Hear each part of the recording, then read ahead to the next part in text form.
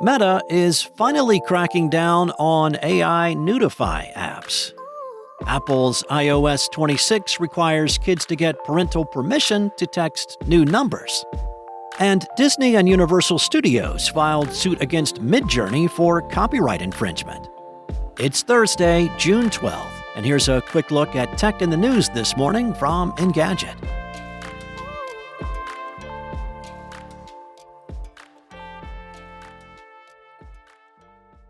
Meta is finally cracking down on nudify apps that use artificial intelligence to generate non-consensual nude and explicit images of celebrities, influencers, and others. The company is suing one app maker that's frequently advertised such apps on Facebook and Instagram, and taking new steps to prevent ads for similar services. The crackdown comes months after several researchers and journalists have raised the alarm about such apps.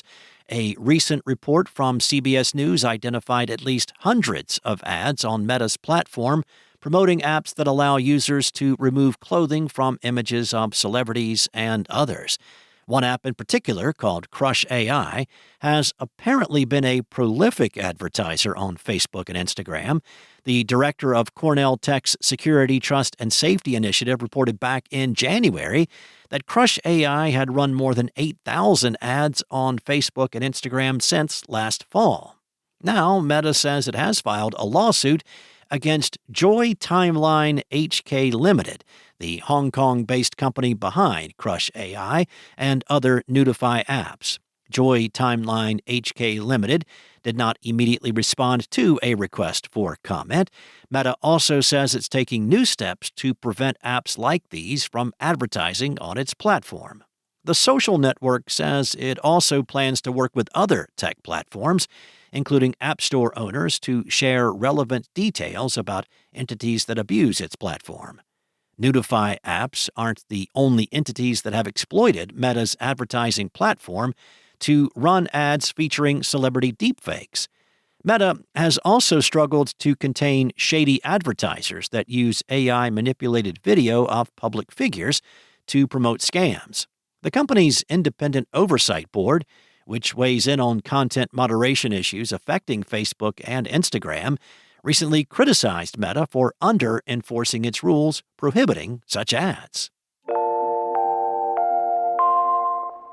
As part of new updates to its parental controls announced at WWDC 25, Apple has introduced a new feature that requires kids to get permission to text new numbers. Now, that's among other new child safety settings, including more granular age-based app ratings that will be introduced to the new iOS 26 operating systems coming this fall. The new feature, called Communication Limits, part of child accounts, gives parents the ability to manage their kids' communications across messages, FaceTime, calling, and iCloud contacts. Children must send a request to their parents when they want to contact a new phone number, and parents can then give approval with a single tap in Messages. Developers can include the new function in third-party apps using Apple's Permission Kit framework. Another new child-friendly feature is more granular age-based ratings for apps to help parents decide which are safe for their kids to use. By the end of the year, those will expand to 5 categories, including 3 for adolescents, 13+, 16+, and 18+. When parents set app content restrictions, apps that exceed those will not appear on the App Store, though kids can request exemptions if the Ask to Buy setting is enabled. Apple already employs safety features like web content filters and app restrictions for kids under 13, but it will now enforce similar age-appropriate protections for teens between 13 and 17. The company will also let parents give apps a child's age range without disclosing their exact date of birth. Finally, the communication safety tool has been expanded to intervene when it detects nudity in FaceTime video calls, and it will blur out nudity in shared albums and photos.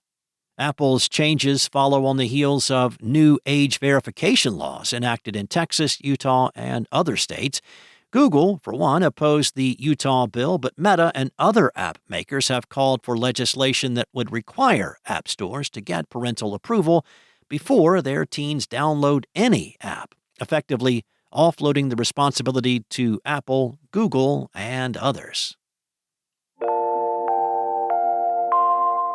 Disney and NBC Universal have filed a joint suit against AI company Midjourney, alleging copyright infringement on their various properties. The complaint, filed in federal district court in Los Angeles, includes images created by Midjourney that feature a wide variety of protected characters from each company's various properties, including Star Wars, Shrek, The Simpsons, Despicable Me, and others. The 110-page suit alleges that the AI company helped itself to countless copyrighted works when training its models that have been creating and disseminating innumerable copies of these characters via AI-generated images. In the lawsuit, Midjourney is described as the quintessential copyright freerider and a bottomless pit of plagiarism. Disney and NBC Universal are the first major Hollywood players to enter the now crowded field of AI copyright infringement lawsuits, and it comes against the backdrop of similar lawsuits against OpenAI, Meta, and Perplexity AI.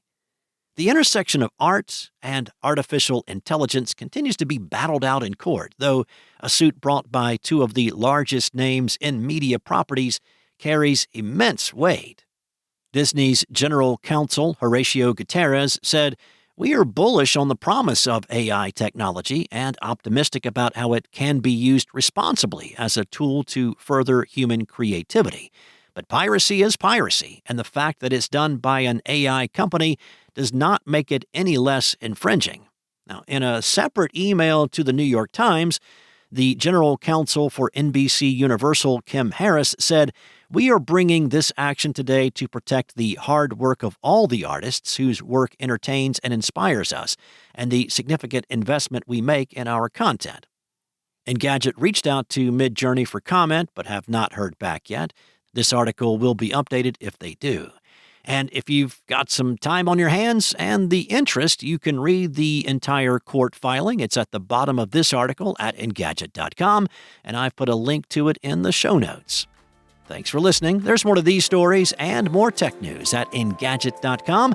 This episode featured journalism from Carissa Bell, Steve Dent, and Andre Revilla, and was voiced and produced from the sound studios of Spoken Layer. Enjoy your day, and I'll be back tomorrow with more tech news from Engadget.